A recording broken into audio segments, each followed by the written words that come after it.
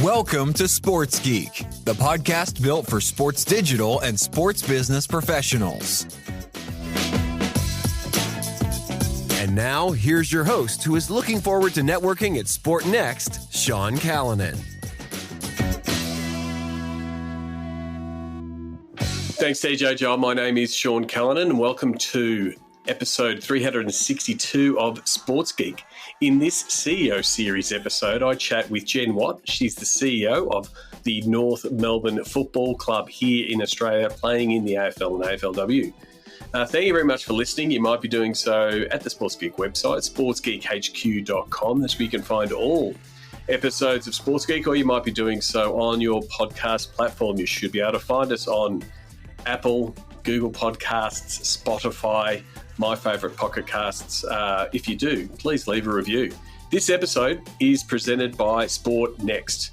You'll be able to learn more from my guest, Jen Watt, and other sports executives at Sport Next. It is the leading sports summit in the Asia-Pacific region and one of the world's preeminent sport conferences. 2023 saw 1,000 delegates from 21 countries represented, and I'm really looking forward to it. It's going to be on March 19 to 21 here in Melbourne, taking place at Centrepiece at Melbourne Olympic Park Precinct.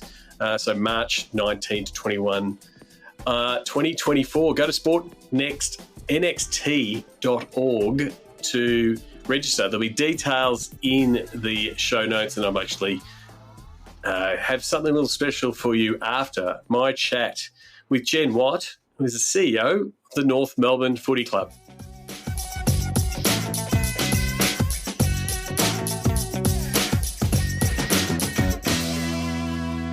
Very happy to welcome Jen Watt. She's the CEO for the North Melbourne Football Club, who play in the AFL and AFLW. Jen, welcome to the podcast. Thanks for having me. I feel very privileged to be invited on as a guest. Not a problem. Well, normally what I do when I start an interview is ask people how you got your start in sports. What about yourself? Well, I was lucky, really, in that the path I imagined myself in high school was the path that I followed. So I loved sport growing up, but I perhaps didn't have the athletic abilities for that to be my future. So I knew that the business of sport could be a prospect, and I found this course, which was quite unique back 100 years ago when I went to university, which was a commerce degree majoring in sport management. And at that time, it was the only place in Australia offering that as a stream of commerce. It was much more traditionally accounting, economics. And of course, you still studied those things, but this one had this sizzle of a sport management major. So I was lucky to apply for that and get into that course, and completed a commerce degree in sport management and commercial law and human resource management and other things. But, of course, doing the uni degree is one bit, getting the job is the next bit. And then my first grown-ups job, or graduate job, if you like, was at Melbourne Sports and Aquatic Centre, which was a big recreation facility in Melbourne. And my job there was working in the gym, processing memberships for the fitness centre members, which was important because membership is obviously a very important part of the football economy. And so that allowed me, or that experience was what got me my opportunity into AFL. And I started at the Melbourne Football Club. And I sort of think of myself now that I reflect as sort of like the bank teller who got to be the bank manager eventually, because I really started on the front line. My first job was membership supervisor or something. And I basically processed member data, did all of the membership inquiries, worked on match days in the membership tents, looked after the cheer squad, the volunteers. And in my 14 years at Melbourne Football Club, I got to continue my career and add different portfolios and get different promotions. So yeah, I don't want it like you've raced through it. I mean, first of all, that's fine. But I like to stop a few times. So first of all, like MSAC, for those who don't know, and if you potentially tune into the Grand Prix down here in Melbourne, it zooms past MSAC every time. So if you're down there at Albert Park, But yeah, you at Melbourne Footy Club, you were there for 14 years, and like you said, started at the ground floor and really got to learn the different parts of the business by being in different roles, being in that membership focus, which Melbourne and the AFL world is really known for. It is, and lots of young people ask me, how do I get into football and AFL? And I always say start in membership, because it gives you such a great foundation for what the business of a club operates on, in terms of it's the members that come to the games, need the access, need their memberships, buy the merchandise. So it was a wonderful way to learn football clubs. And then, as I say, I then got promoted into different marketing and communications roles, events, community, and got to experience lots of different things at the club. And so the point I was going to make was, by the end of my time at Melbourne, I had dabbled across most of the operations of the club, which now in my current job at North Melbourne Football Club, it's so terrific to be able to lean back on that experience. And one of the things I've really come to realise is how nothing can replace club experience when you're leading a club. And was that something you did consciously, like say, hey, I'm in membership and now I want to understand what the events business is, and I want to then go over to commercial, understand the sponsorship side? Or was it a little bit fortuitous, or was it a bit of both? It really wasn't conscious. It was more, I was a young person who absolutely loved every day of my job and loved the industry and the club. And as these opportunities presented themselves, I had a good dose of ambition, I guess, and would apply for things or take on projects as they became available. But I never had in mind I must complete a suite of experience in order to get to some idea. I really didn't know where I was going, but I just wanted to continue to grow. And you want to get a better title and you want to get paid more. So I just kept working towards those goals, really. And at your time in Melbourne, there was two big community-driven events that you were a big part of, with Pink Lady for breast cancer and Big Freeze at MND.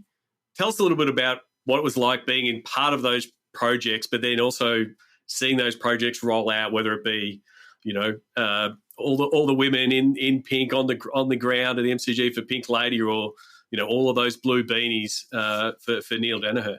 Well, of course, there's the altruistic piece where you feel incredible pride when you know that a sporting club has the potential to give such great coverage and leverage to organisations that may not have that kind of platform to talk to audiences. So there's that part of it, absolutely. And I still, with the continuation of Field of Women and the Big Freeze, of course, it's so wonderful to see those continue on. But from a more mercenary club point of view, we all know that we're trying to create events that people come to almost regardless of where the team's performing. So if you can, and we've seen that magic in AFL for a long time with the Anzac Day match, Dreamtime at the G, these events that become events beyond the sporting match involved, and the clubs have done a wonderful job building some of those blockbuster sort of fixtures, if you like. And so finding a place for your club to authentically live with these games that have more attached to them than just the sport, because we all know sometimes we'll be winning, sometimes we'll be losing, sometimes the opposition team's flying and sometimes they're not. So to build events in people's calendars or must-go-to games that go beyond team performance is sort of, football utopia, other than winning, of course. And so the one thing I must admit I did love about Melbourne when I was there was the club was so genuinely committed to being a great club, even though it was having a really rough time on the field. And I always joke that the 14 years I was at Melbourne were 14 of the worst in the club's performance history. But the club was building some really terrific initiatives like Field of Women, Big Freeze. It pioneered AFLW. And so when the club eventually becomes successful and Melbourne won a premiership in 21, there is a foundation there to build on, and you can really optimise that on-field success. And it's a great club who also wins a flag, and not all clubs have done that. A lot have just been focused on the performance side, and then when the performance goes away, what's left? Completely. And, I think also your time at Melbourne, the whole industry was sort of going through that phase of focusing on membership, really focusing on how many people would be members, diversifying ticketing, and then you're right, that building of major fixtures that could become tentpoles for your season. So it must have been an exciting time to be in, what we call here Clubland. Yeah, it was. And even though my period at Melbourne was so volatile and tumultuous, I had 6 CEOs, 6 senior coaches, 6 presidents across that time. So that's sort of 18 changes in leadership in one way or another. It's so interesting, and you build a lot more muscle, resilience, experience in the hard times probably than the good times. So even though from the outside looking in, it could have been looked at as a treacherous journey. To your point, we were building some really wonderful initiatives, but also it was such a rich learning environment. And so I want to sort of move on now. Thank you for taking the time and pausing on your time in Melbourne, because 14 years is a long time. But then you sort of made a bit of a change and sort of looked at the things from a stadium point of view, working at what was then called Etihad Stadium. What was enticing to be part of that project? Well, that was because I won a scholarship through the AFL, and when it was being determined what would I do to play out that scholarship, it would be to go and spend some time in the AFL, again, to sort of broaden my industry experience and see what it was like at the other side, I guess. And it happened to be that they had just purchased Etihad Stadium, now Marvel Stadium, and there was a project there to they wanted to reshape the customer service element of the ground, because in Melbourne, for those of you who aren't familiar, there's 2 major stadiums, the MCG, which is filled with so much history, passion, pride,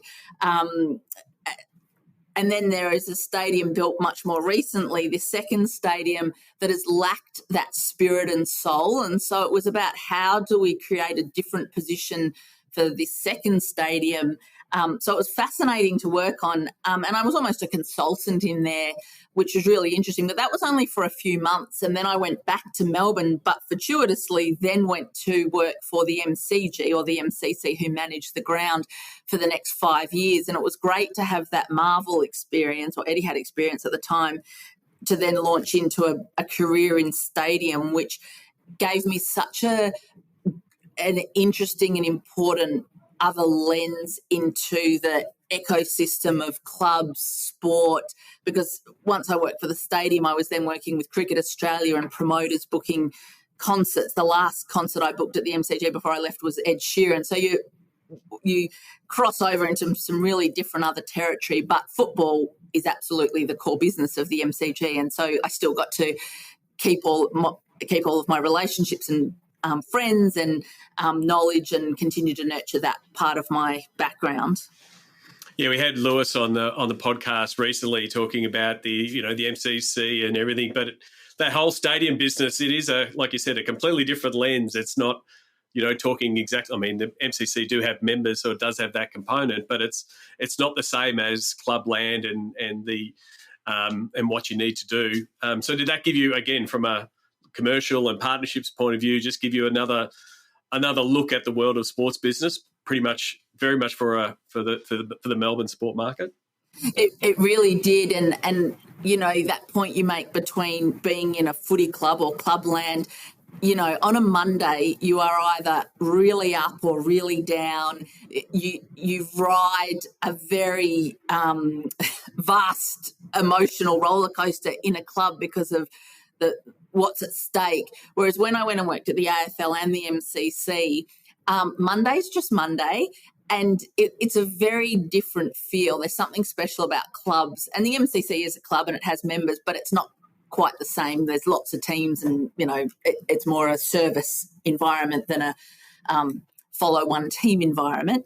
But it did give me a really good perspective. And I think the more you can understand about the environment or the industry you work in and look at it through different lenses, it just gives you such a better economic understanding, or that's what it did for me, of what drives the game. It also lets you build relationships from a whole other place. And when you're in a club, like I was at Melbourne for a long time, you're always building relationships based on being probably, I guess, having not as much leverage, whereas going into the MCC, it's such a powerful institution. You have so much leverage, and it's quite good to be on the power side of a relationship and see what that's like compared to being on the asking side sometimes. And I guess the other piece of being in that role and working on the stadium side was, you sort of touched on it, is working with other sports. You'd spend so much time in the world of footy, and so working with partners like cricket, but then also looking at a completely new industry, like concerts and music and, the Ed Sheerans of the world. What were some of the lessons looking at those fans, how a cricket fan is different from an AFL fan or a crowd that Ed Sheeran brings in, how that was different? Some of the things I enjoyed the most in the stadium environment, which you don't get a lot of exposure to, ironically, in the club side, is your primary purpose becomes to make sure people have safe and enjoyable experiences, as opposed to a highly performing team winning, which by virtue then gives your members enjoyable experiences. But that was a very different way to look at it. And as you say, the profile of different teams, it was even interesting understanding the catering preferences of the different teams. So we knew that Richmond supporters, one of the AFL clubs, and Carlton supporters, the most money would go through the bars for those games. Sorry, Collingwood and Richmond, the most money would go through the bars. The most money, and these sound like terrible generalisations, but I'm just saying, for the most part, more coffee would be sold at Melbourne games. And I'm mindful not to play into the stereotypes of club supporters, and a lot to do is the timing of the fixtures. Richmond and Collingwood are dominating Friday night, so of course they drink more beer. Melbourne was, got gifted every Sunday for a few years, and so of course they drank more coffee. But looking at those profiles, then when it came to concerts, we had the WWE, which was, everybody knows what that is, I guess, the wrestling-ish. It's a special fan group. As someone who's been to WrestleMania, it's a very eclectic mix. Yeah, it is, but we sold more deep-fried food at that event than we ever had for anything else. And hardly any drink. And there's a wonderful story at a Guns N' Roses concert, which was actually the one a few years before I started, where the lead singer, Axl, was late. And so concerts actually generally start on time because there's so much at stake. And he was 17 minutes late, and they did something like $150,000 worth of spirits through the bar in 17 minutes. So, of course, our joke was then, let's start every concert 17 minutes late. But the profile of that audience was really different. And then also the security numbers that you have to have, the police numbers changed on the profile of the crowd. Cricket is a really different proposition to football, especially long-form Boxing Day test. You can imagine the responsible service of alcohol when people could be drinking for 8 hours is different to when they're drinking for 4. So things you've never even thought of when you're working in a sporting club. And also what's relevant is when I went to the MCC, I took on the commercial operations role as opposed to the marketing and communications role I'd had previously. So it was much more about the deals. And so that was another interesting lens, and the economics of what a concert brings versus what a cricket game brings versus what 45 games of footy brings is really interesting to understand. Yeah, I can only imagine the staff at Madison Square Garden when Madonna came on. I think it was Barclays came on stage 2 hours after the start time. So I mean, there's people suing them. I was reading that story and thinking about all my experiences at the stadium and knowing what an absolute nightmare that would have been for so many different reasons. Yeah. I think it was, meant to start at 9 o'clock and she came on stage at 11 p.m. So that's enough talking about stadiums. You've been in the role as CEO of North Melbourne Footy Club for just around 12 months now. For those who don't know North Melbourne, not here in Melbourne. Tell the audience a little bit more about the Kangaroos. Well, it is a wonderful club, as you say, competing in the National AFL competition. We have a men's and women's team. It is a club that had significant success in the 90s. It's a club that's been very pioneering, and that's a lot to do with its size and scale. It's born out of quite a small suburb and has therefore not grown exponentially in numbers because of its sort of, membership recruiting ground in the early days. And then when it had success in the 90s, the clubs hadn't quite got sophisticated to capitalise significantly in a scale sense on that success. But the club has pioneered lots of different things like Friday night football. North Melbourne was the first club to participate in that and was part of the idea generation, which is now, we haven't had a Friday night for about 5 years, I don't think, but it's, a really important part of broadcasting about returns for clubs. North Melbourne also pioneered changing the jumper for merchandise sales, and so it was one of the first clubs to dabble in interesting away jumpers and special event jumpers, and now all clubs and the whole industry do that a lot. The club's been tried to be relocated a couple of times, and the members have really dug in and stopped that from happening when there's been mergers interstate, and the competition's been trying to go nationally because of its small size. North's been targeted to be relocated, and to its great credit has stuck firm. We live in an industrial suburb in the heart of Melbourne, but that suburb's about to change significantly with a huge precinct redevelopment on the horizon. In recent times, our men's team has been struggling, and we've been well and truly at the bottom of the ladder. Last year, we appointed one of the greatest coaches in the modern era, and hope that will help change our football fortunes, along with some other new leaders around the place. And our women's team, which entered the competition 7 seasons ago, has been very successful, made the grand final last year. Unfortunately, we didn't win, but they are absolutely at the top end of their cycle and hope to play deep in finals next year as well. Terrific. You've been in the role for 12 months. You've had a whole bunch of different roles in footy, but now you're in the big chair as the CEO. What's something that you've learned both in the role as CEO, but also something, you probably know North Melbourne from the outside, but what's something you've also learned about the club in your first year that you didn't know? Well, I'll take the first part first. And, when you haven't been in a job before, you imagine what it'll be like, and lots of theories of leadership, and you've had leadership experience and you've had lots of CEOs before. But when you actually sit in the chair, of course, it's different. And so some of the reflections I've had is you have to be really careful when you get structural leadership. So you're given the top job. You have to be really careful, because what happens that I noticed is people agree with you all the time and do what you say, and you don't get challenged as much just because, thankfully or otherwise, people go, well, you're the boss. If you say it's happening, it's happening. And so I've had to really make sure that people aren't just agreeing or saying yes because I'm in the CEO job. And so making sure you've got an environment where challenge is embraced and encouraged, and there's trust for people to do that. So that occurred to me when I first started, when I thought I was doing terrifically well and everyone was agreeing with me all the time. I was like, oh, hang on a minute. It might not be all that I'm thinking it is here. And so that was interesting.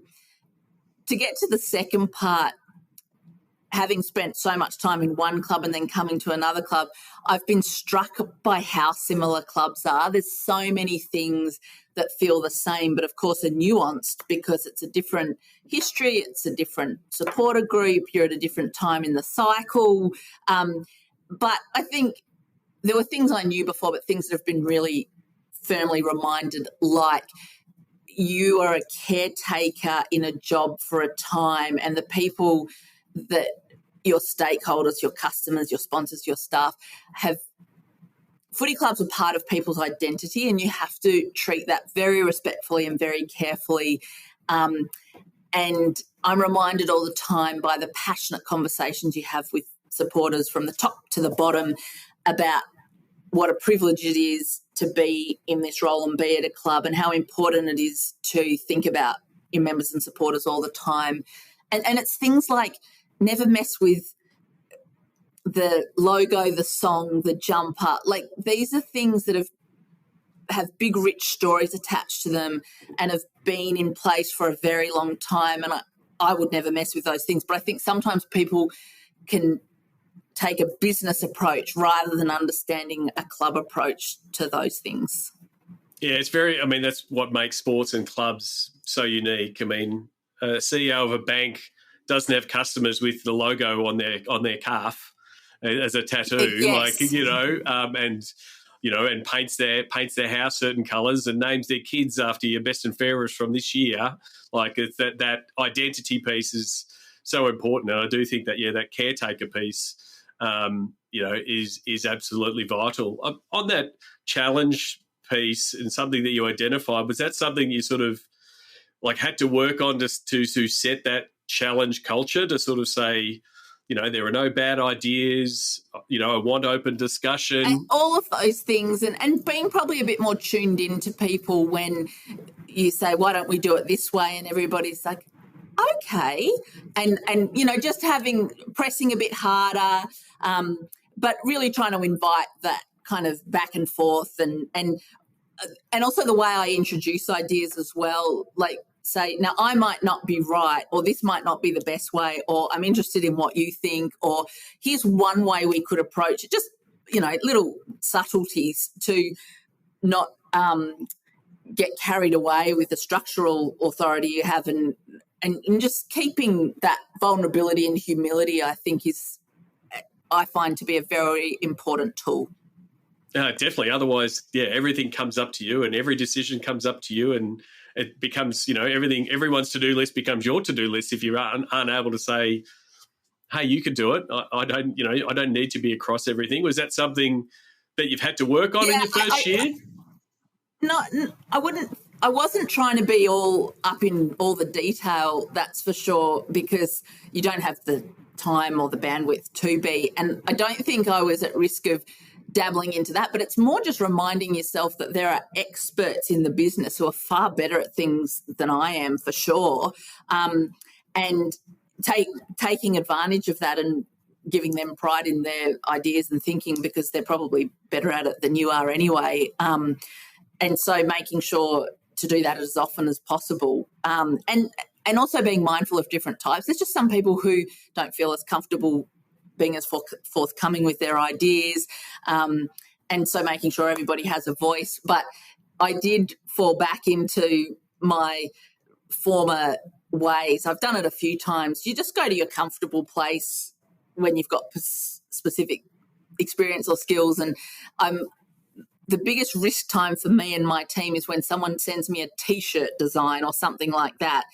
and it's, I can see a T-shirt design and be like, oh, I think there's a better T-shirt design out there. And so, and when I found myself choosing the streamers for the girls' grand final party, you think, okay, is this the best use of my time? But it's fun and interesting. And the other thing I tend to fall back into is writing press releases, because that has been a lot of my experience, the communication side of it. And sometimes I find writing the press release and what that needs to look like is a really useful way to then backstep through what needs to happen to get to that press release. And so the head of communications and I joke all the time, and I make sure he knows I'm not trying to cut his lunch, but sometimes it's just me falling back into a happy, safe place to tap out a press release. Terrific. I want to touch on, like, you've had a vast career here in Melbourne, and it's, I'm always telling people that Melbourne's a fantastic sports business city with all the different footy clubs and major events. We're recording this. The Australian Open is happening down the road. We'll have the Grand Prix here soon. Do you have any tips on, like, networking and connecting for people who are listening, for both yourself and your career, but then also with the vision that, hey, this networking is also going to help North Melbourne succeed? Yeah, I never use that N word. I find it uncomfortable because I feel like it takes away from the authenticity of relationships, and that's what I pride myself on.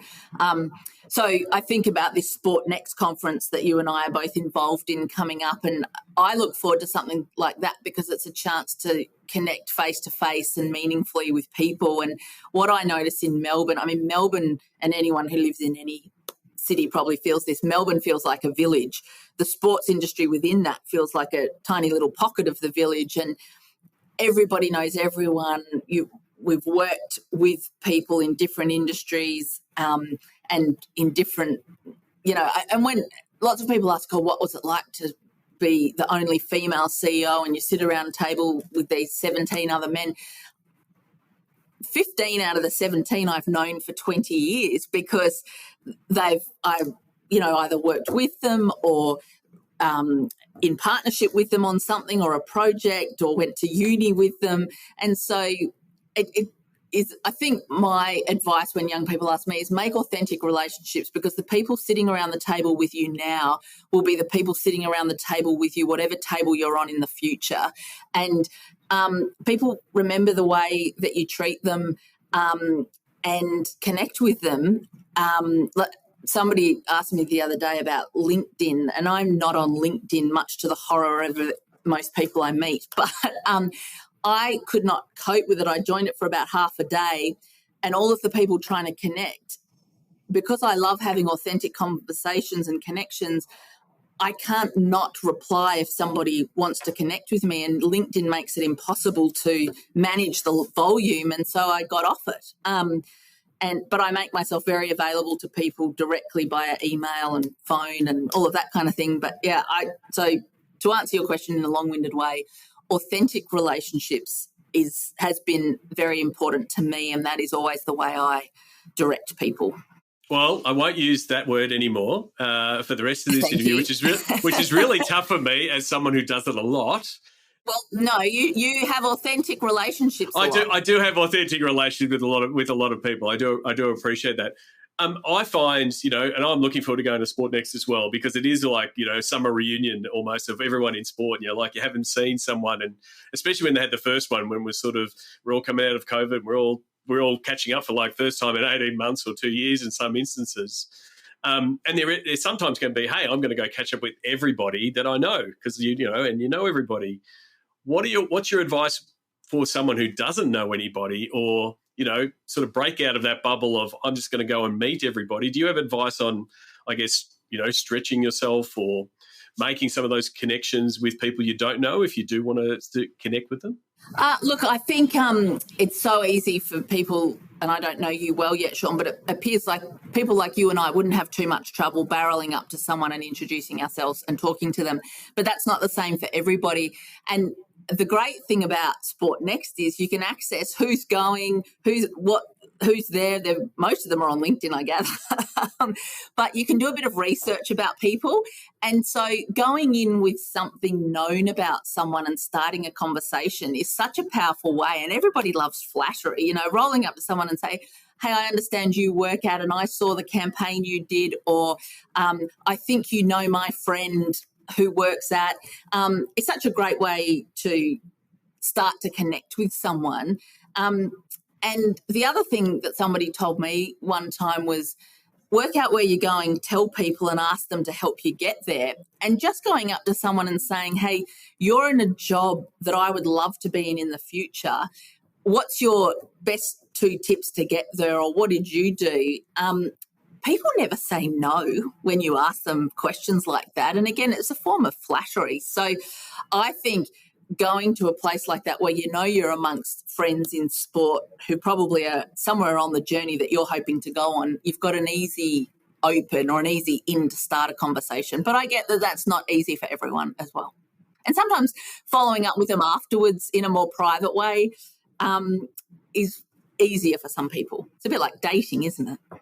It is a little bit, but you know, like when I started Sports Geek, a lot of this infrastructure wasn't there. So you can find out what they're doing and what projects they've worked on and the other connections to go, oh, I know someone that Jen worked with somewhere else and I can use that as my intro.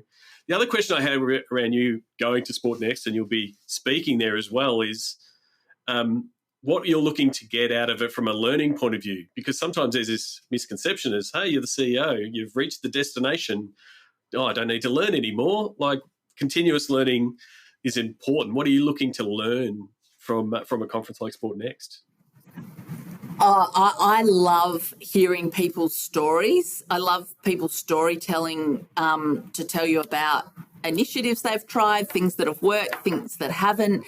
The great thing about conferences is like this is you often get people who've their team or their sport has achieved success in something, and that's ultimately what we're all trying to do. And I think something like SportNet sort of combines that technology and that sporting industry piece. So you're not just hearing about initiatives, but sometimes it's about new platforms or new ways to do things. And that's something I think people forget a bit about sport is we're actually one of the industries on the front line in the digital world using it and have been using it for a long time, really powerfully, really effectively. You've got a highly connected audience that most brands would kill for. And so sport, which isn't always credited as being, you know, the first mover on digital, often is. And so you get to see some pretty cool things. And do you, I mean, I use the phrase steal with pride a lot in this podcast. Do you go there with a notebook going, oh, yep, we might do that. Oh, what's the Kangaroos version of that? Is that how you sort of do your note-taking through a conference like Sport Next? Absolutely. But again, sort of in my role, I'm probably not going to do it, but it's about coming back to my team and saying, hey, Scott, you've got to meet this guy or girl, or Cassie, I need to connect you with this person, sort of identifying the people in your team who could connect with others that you've seen or ideas that you've heard. And as you say, things are so accessible now. So you might hear from the person and then you can jump on their website, find out more, read a million reviews. So absolutely. You touched on it earlier. Kangaroos have an AFL men's team and an AFL women's team. AFLW still a growing sport. You know, when you consider 100 plus years of a men's competition from VFL days through to AFL, and you were part of AFLW early as we worked with the Demons. How it won't sort of talk us through the importance of the women's program and just overall for the club and the industry, and how you see the progression of AFLW.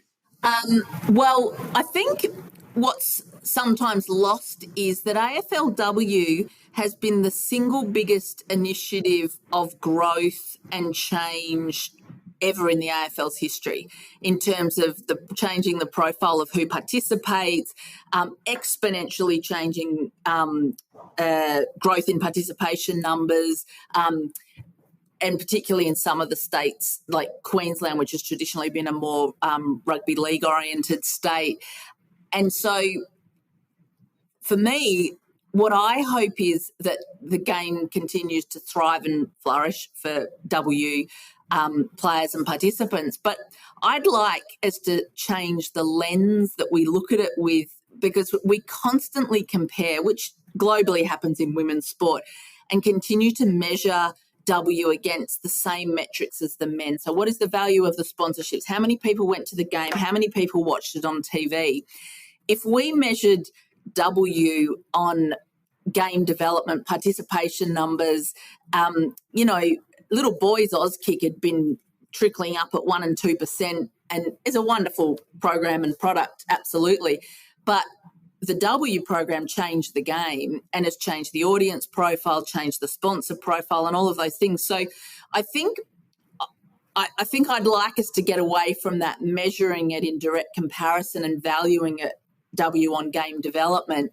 And it is a new product, and so it's going through teething problems, and we've tried this and we've tried that, and it is still moving, whereas the men's product is so mature and 150 years old more now. So they're very different, but we continually compare them in the same way.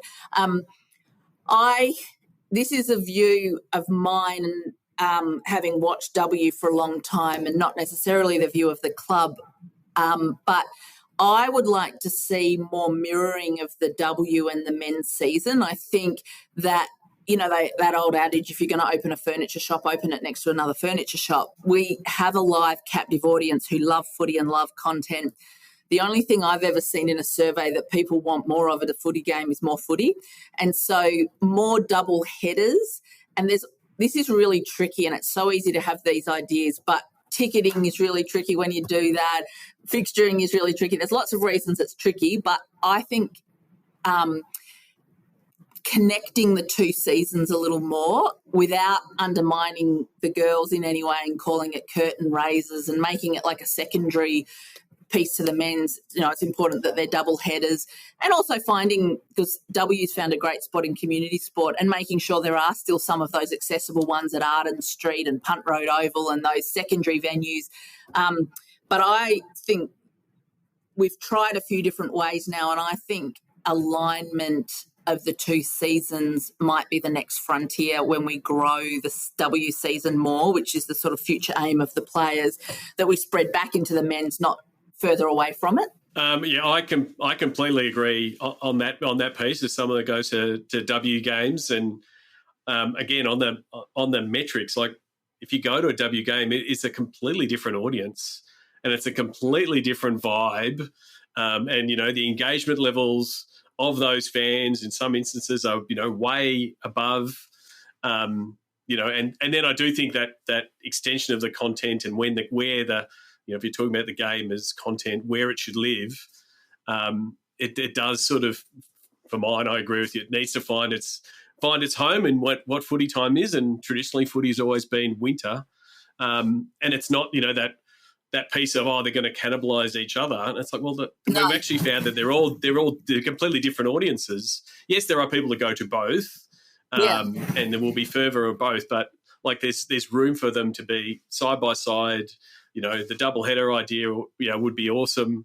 But again, it's still such a new sport in the same way. We're looking at Big Bash as still relatively new sport. Agree. There's still a lot to happen there, and there's still plenty of upside. But the participation piece, cannot be underestimated. That's been phenomenal for the and AFL. It is. It's underestimated and undervalued all the time. And so that's, I think, just a shifting lens. But to your point about the new audience that W appeals to, I'm not proposing that we forsake that group, but I think the existing audience has a lot more potential to connect in when there's some more opportunities. It really upsets me at the end of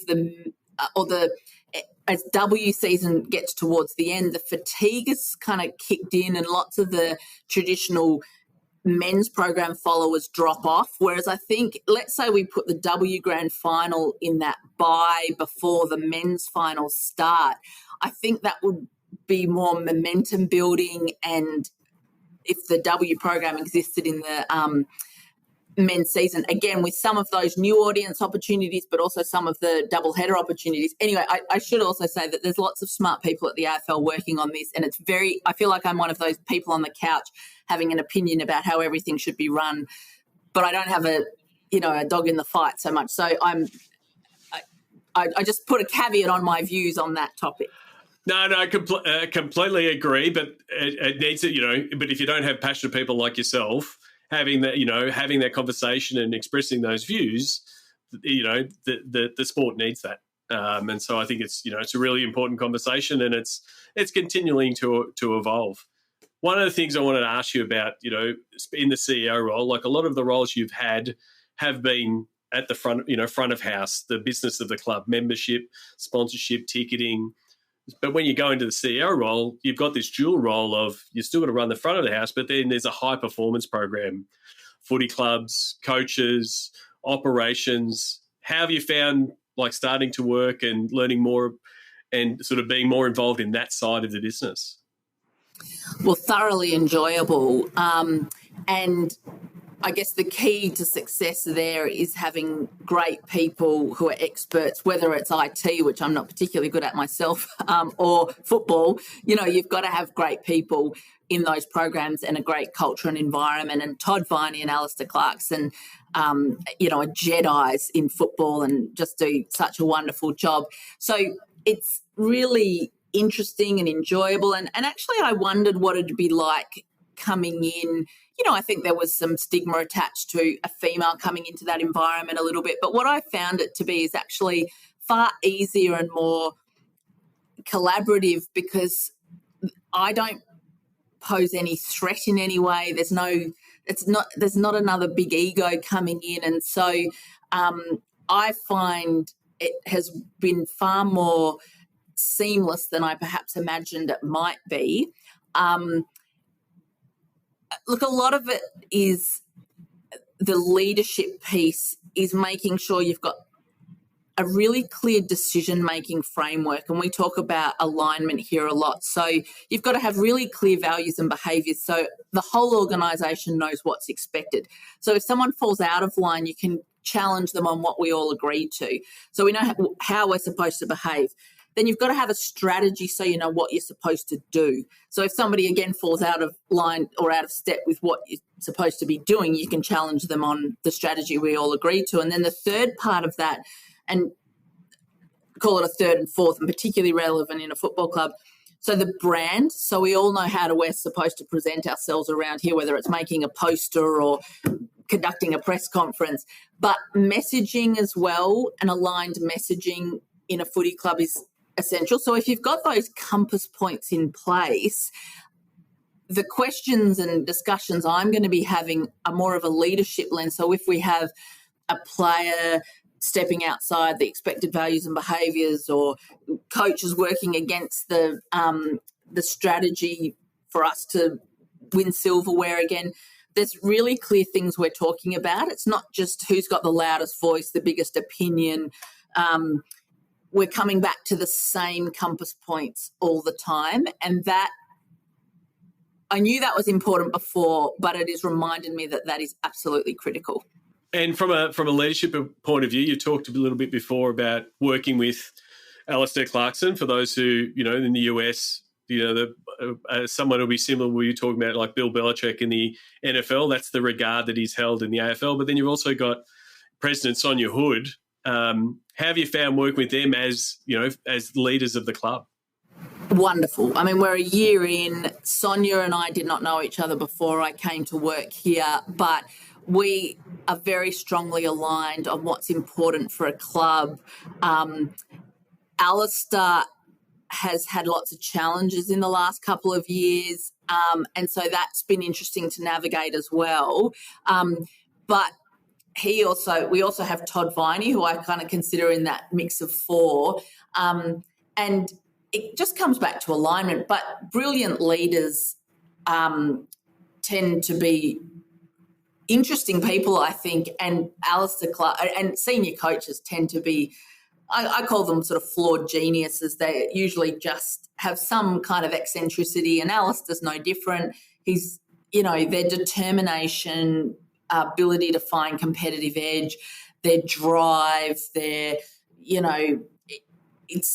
don't see it very often, and sometimes it can be hard to manage and play out in tricky ways. But if you can keep it channeled towards all of those shared objectives that we talked about before, and the same with Sonia. So far we've been very aligned, but I would say we're at the bottom of the cycle in the men's team. People aren't expecting a lot of us at the moment. We haven't done a lot. That will change significantly over the next few years, and if we don't sort ourselves out, the pressure we will come under will be intense, and that's when you're really tested on all the things I talked about before. So before we finish up, I just want to ask you what's exciting you for the North Melbourne Footy Club in 2024? The chance for progress. I mean, the only way is up, not to be too blatant about it, but we've got terrific people here. We've got great talent. We had an interrupted year significantly last year with our senior coach stepping away from the game for a couple of months for health reasons. So this year, fingers crossed, is going to be our chance to really test all of these things we've been very clever about, and have we got the right people, have we got the right team, have we got the right plan, but we've got a real chance to make progress. So I can't, in the men's program, the women's program are doing very well, but I can't wait to see what we can do. Looking to help your digital or sponsorship team? Book in for a Pick My Brain session with Sean Callanan to help your team level up. Book now at sportsgeekhq.com/pickmybrain. Thanks again to Jen Watt from the North Melbourne Footy Club. Unfortunately, we had some technical difficulties there and we didn't get to the closing five. I did ask Jen off air. They were interesting answers. I'm really disappointed. Her first sports event she ever attended was actually a North Melbourne game out at Waverley many years ago, and she did rave about the food and the total experience at the MCC committee room, which I can attest to, lucky enough to taken there by my father-in-law Lionel. It is an amazing experience. And she said who to follow, because she's not on social herself. She said follow the North Melbourne Kangaroos. So that's good advice. Follow their journey and their rise up the ladder for Jen and all the crew down at Arden Street, the base of the North Melbourne Footy Club. Before I wrap up, as I said before, this episode's been presented by Sport Next. You'll see Jen on stage at Sport Next. sportnxt.org is the website to register. March 19 to 21, based here in Melbourne. And really, you should be looking for, as Jen advised, to make those authentic connections. And so you can use the app to scan, see who's going to be there, do some preparation on what that question might be.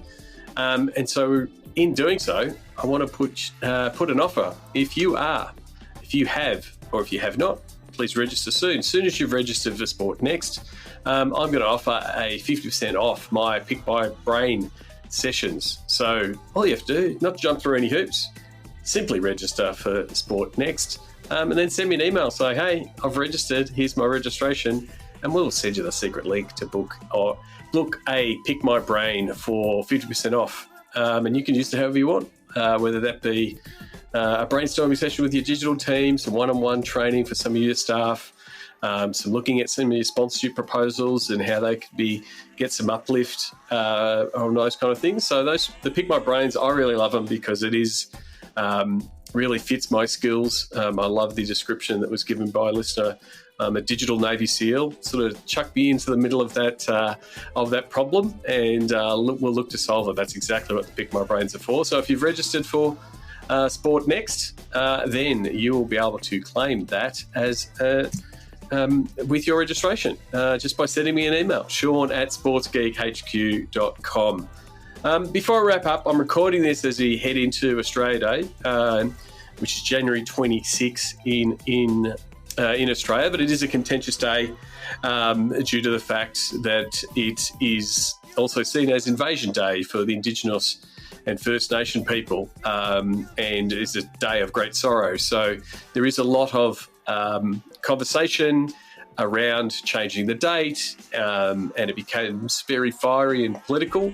And the thing is, a lot of sports teams will go towards acknowledging that fact, and that people celebrate Australia Day differently. And so it's a very politically charged area, and I can guarantee you, a couple of days out, that the response from a lot of fans will be, hey, sports, stick to sports and stay out of the political arena. For mine, that's not an option anymore. Sports is part of society, and is definitely in this part of the world. Sports and governments are partners in several projects, whether they be building new stadiums or facilities. And a lot of that work with governments and sports is done in exchange for community good, whether it be facilities or just blatant photo ops for politicians. So sports need to be part of the society, and they also need to stick to their values. That's my main advice from a team's point of view, is stick to your values. There's no need to go outside your values, but as your values are aligned with a particular view, you have every right to say that view.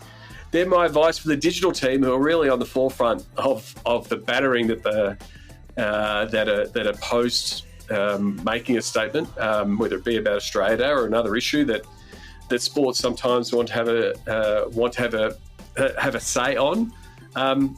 For mine, I pretty much say enjoy your holiday, ignore the haters. Haters are going to hate. In the end, it's all engagement. Any fan that says they're not going to follow your team because of an issue, surprisingly, I haven't seen any of them follow through with that.